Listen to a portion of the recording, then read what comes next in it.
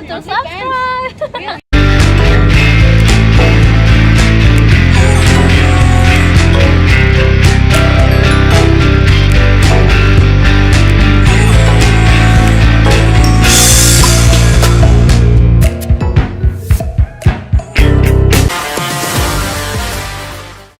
It's like, well, look, I made my money doing sales, and I decided to start making cold calls. Yeah. And they would just say, pick up the phone, smile, and dial. All right, cool. Do you think I just called one client? Yeah. I think I just was like, yeah, I made my... Dude, I had to make 500 calls in a day. Boom, boom, boom, boom, boom. Sales, I say this all the time, is a lot like dating. You got to go out, you got to hit options. Like, it's a law of large numbers, law of averages. Thank you. Every no is you're closer to a yes. Exactly. Every no is closer to yes. Amazing. So, and what you find in sales and also in dating, the more sales calls you make, the more you deal with rejection. It's not even a big deal. Exactly. It's my 100th call that hung out with me. And the girl that's like, yeah, I'm good. I'll just go talk to this girl. And then rolls off your back. Your vibe gets better. And then your riz gets better as a result of... So you can go to the club. Actually, Myron talked about this. He used to talk about this back in the day. He would say... He would go to the club in Miami before he was famous, whatever, and he would talk to sometimes 40 or 50 girls in the night. Not because he was getting probably... He could have got phone numbers and stuff. He was looking for like sort of kind of fun pretty quickly, or he was looking for girls who showed him immediate interest. If they didn't show him immediate interest, he'd be like, okay, on to the next one. 40 or 50 girls in the night. Do you know what I mean? You have to be doing that volume. Yeah, that's a lot of work. Yeah, but keep in mind, and I say this, that's the life of a guy, ladies and gentlemen. And by the way, we're going to weigh in on this. We're going to have your ladies weigh in a second, but I'll say this. Keep in mind, Byron's a 6'3", in shape, good-looking, black guy, light skin, like doing his thing, has game, is smart, is intelligent, literally knows the rules of the game, and he is still like, all right, what do I got to talk to with the numbers? So imagine the guy in the example you gave that's just average height, average income, no game, no riz, like what's going through his head? So I think buddy, 6'9", multi-millionaire, NBA player, one of my best friends. And this Where's he at? This is 10 years ago. And he's like, listen guys, here's how it's done, okay? All you gotta do is walk in the bar, stand on the wall, make eye contact with a girl, and just give her one of these, and that's all you gotta do. I'm like, yeah, when you're fucking 6'9", everyone knows who you are, you're on the cover of tabloids, yeah, it's a little easier that. It's like, I wanna hear what the 5'7", bald, broke dude is doing to get laid. Like, I wanna hear his story, because that guy's gotta work. And I brought this up to Justin Waller, and I said, listen, Waller, some people will say, you're a good-looking guy, 6'3", you're hanging with the Tates, you're like, you're a known guy. Alright, so there's a lot to unpack there. There's really 3 really important lessons from that Valuetainment Money channel. They're talking about a lot of dating topics. I would love to go on the Valuetainment podcast. I would love to do that actually. That would be really awesome. If you guys are out there, please hit me up. I would love to fly over there and do it. But anyway, they're talking about a lot of dating topics these days, and cold approach being more of a numbers game is one of the things that they've been bringing up recently. It does make sense. He also talks about how we had to cold call a lot of people in order to get some sort of success. One factor that they didn't bring into the equation is that when they mentioned online dating, the online dating numbers, Tinder, Bumble, etc., they have a lower flake rate than Daygame and Cold Approach, because, well, the girls are in the apps and they know what they're in for. Also, the girls are more likely to be down for a fling, one night stand, etc. So when they give you their number through, say, Tinder, Bumble, or whatever is going to replace this app soon, hopefully they do replace these apps soon, because my understanding is that they're getting more and more expensive, and they've got a bit of a monopoly on the market, and the service that they're providing is pretty low quality. And also a large percentage of the girls on these apps aren't very high quality. You're more likely to get higher quality girls out here approaching them, obviously, because not all girls are out there. But if you cold approach a girl out here, she might have a multitude of things going on in her life, and she doesn't expect you to come over and talk to her and speak to her. So it's not really, when she's getting on an app, she knows what she's in for, right? So she's more likely to respond and know that when she gives you her number, it's time to go on a date with you, and more likely to sleep with you. She's also prepared for a one night stand, etc. But when it is a cold approach like out here, so many other factors can play into this. It might be cloudy, she might not be in the best mood. You might approach her on a Sunday night or a Monday morning where she's depressed because she's on her way to work and it's the beginning of the week, rather than approaching her on a Friday or Saturday lunchtime where she's in a better mood. her cat could have died yesterday. She might be in a situationship and not tell you that she's in a relationship, because she's not really in a relationship. She's just sleeping with one guy that probably has a rotation of girls, and she'd rather just be one of those rotating girls, and she's not quite ready to try for a real relationship, or to sleep around, because she's getting everything she wants from him and she's got other things going on in her life, etc. So the flake rate out here is a little bit higher. So this is why when guys talk about it being a bit of a numbers game, they do have a little bit of a case, but there are a lot of strategies to increase the rate. And when almost no men are approaching at all, you've got a monopoly out here pretty much, because almost no guys are approaching at all themselves anyway. So that's one. Two is really exposure to rejection. And the host did mention that as well, that after making 500 cold calls, after a while he just got used to it and just kept cold calling, knowing that every rejection was closer to a win. Some guys will come to me, and I think my biggest victory this year was a guy who literally day one, he's like, I think I'm about to quit. I'll give it 3 more months, I'm going to quit. And then he gets himself a beautiful girl way above his mate value, and a success during an immersion, which does happen quite often when I have guys that are, even just average attractiveness, because a lot of my cold approach skills and coaching now is getting quite advanced. So you can even up the stats in your favor. It's not just a numbers game, but also I think that you need to take into account that in the early stages you're going to get some rejection, and you need to get the exposure to that so that you can get used to it. The other aspect of it is you don't want to be getting the rejection and then start becoming bitter and having that negatively affect your dating life and your cold approach life, because you're having all of these issues, carrying the baggage and getting angry, etc. So you don't want to be doing any of that, and that's another thing that I teach out here as well. 3 is that looks do matter.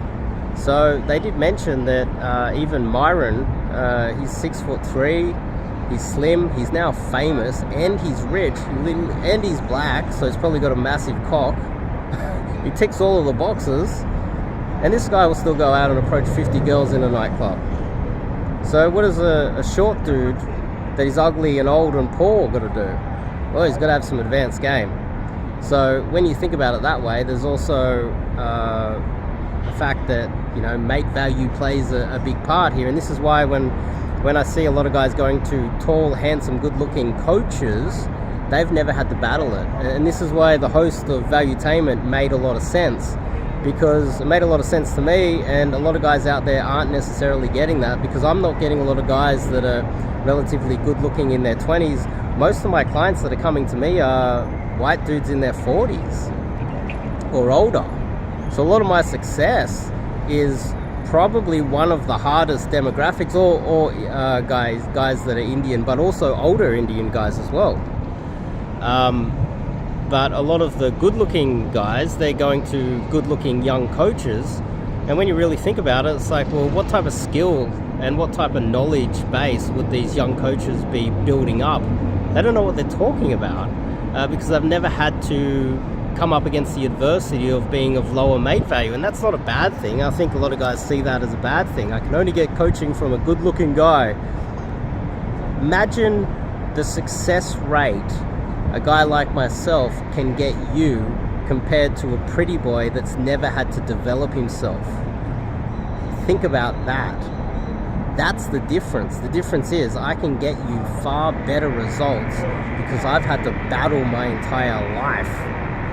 I've had to come up with extremely advanced methods to make Daygame work, cold approach work, anything work. Hell, I would use online dating if it actually worked for a guy my age and my height.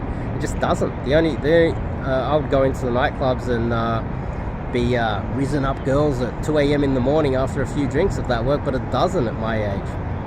Which means that any guy of lower mate value, I can help. And I can get them better results than any of the pretty boys out there, and that's just facts. That's not me just spruiking my coaching. It's a fact. And this is why when people talk about these things, they're like, oh, where's your infields? They're like, oh, show me the 10s that you've got. That's not what we're doing here, guys. You guys know pound for pound in the UFC? It's like getting Alexander Volkanovski, the pound for pound champ, the world's best fighter, who's shorter than me, fighting John Jones, the heavyweight champ. It just doesn't work that way. You have a 40-year-old guy that's shorter going up against a really good-looking tall guy. It's not exactly a fair fight, is it? It's not exactly a fair comparison, but when you guys look at infields, that's all you look at, which is wrong. The other aspect of the UFC, which is an art form as well, martial arts, pick-up art, they're exactly the same sort of thing. You have the standard way of doing it, then you have the advanced way that the elite guys do. The elite guys come up with their own advanced sort of methods. Now, the thing here is, I like the Ultimate Fighter. I'd love to have the Ultimate PUA or something along those lines. And I like the beginning of it where you'd have 2 coaches and a whole group of guys, and one coach would pick one guy, go on his team. It's like in school, and then the other coach would get to pick one guy, and then you build your team. Then those guys get coached by the coach, and we find out who gets the best results at the end of, the series or whatever. I would love to do that, and it's not exactly the same as the keys to the VIP, because it is a little bit more subjective with the keys of the VIP, because what we have is a bunch of coaches using their subjective opinions based on who has success, which does get us closer to the truth, because there were some times where there was a stripper, a good-looking guy with a six-pack and jacked, good-looking dude, who had better success in one of the challenges in the keys to the VIP, but they gave the win to the lower mate value, not as good-looking guy, because he performed better even though he got lesser results. That's where the judges came in. That's where the judges showed what they earned their money that day. With the ultimate PUA or ultimate dating coach, which might be an even better one, I would love to be able to put my methods by picking a bunch of random guys against any coach in the industry and just seeing who has better game. This is what men do. And this is why we have all these issues in the industry, because guys are like, oh, well, I've got my subjective opinion and here's a video attacking some other guy. The thing is, with sports, and the reason why men love sports so much, is that there's a referee, there's clear-cut rules, there's sideline judges, there's an audience, judging and commenting. There's a video referee just in case the referee doesn't see things. And there's probably a video referee. Yeah, there's a video referee sitting up somewhere that gets to review the footage if there's a problem. And they get closer and closer to the truth of which is the better team. Why not do that with dating coaches if there's such a disparity here and people can't choose who is the best?